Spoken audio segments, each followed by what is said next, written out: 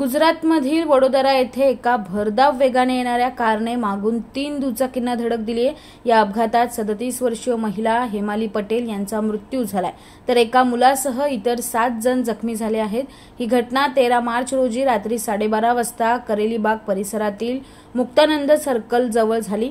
ही संपूर्ण घटना सीसीटीव्ही कॅमेऱ्यात कैद झाली।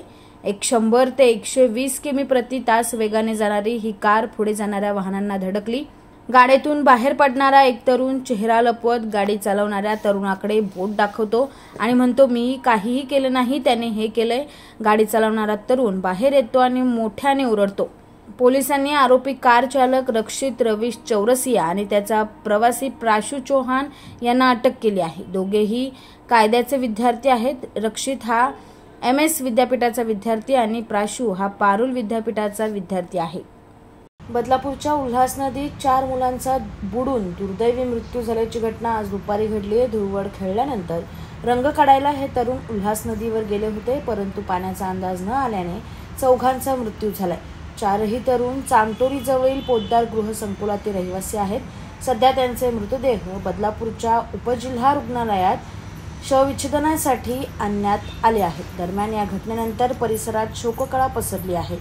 बदलापुरात मद्यधुंद अवस्थेत एका कार चालकानं गाडी थेट एका घरात घुसवली। सुदैवाने या अपघातात घरातील सर्वजण थोडक्यात बचावलेत।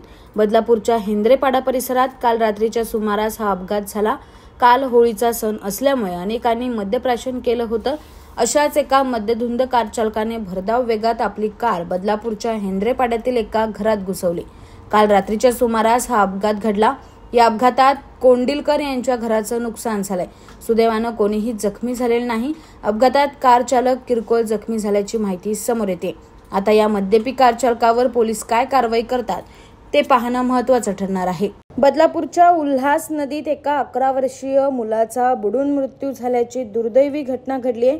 धुळवड खेळल्यानंतर रंग काढायला हा तरुण वडिलांसोबत नदीवर आला होता, परंतु पाण्याचा अंदाज न आल्याने त्याचा मृत्यू झालाय।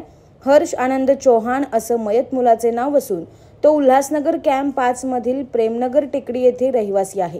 त्याचा मृतदेह उल्हासनगरच्या मध्यवर्ती रुग्णालयात शवविच्छेदनासाठी आणण्यात आलाय। या घटनेनंतर परिसरात शोककळा पसरली आहे। वांगणीमध्येही उल्हास नदीत बुडून एका तरुणाचा मृत्यू झालाय। मिलिंद झांजे असं या तरुणाचं नाव आहे। होळी खेळल्यानंतर तो आपल्या मित्रांसोबत अंघोळीसाठी उल्हास नदीवर गेला होता।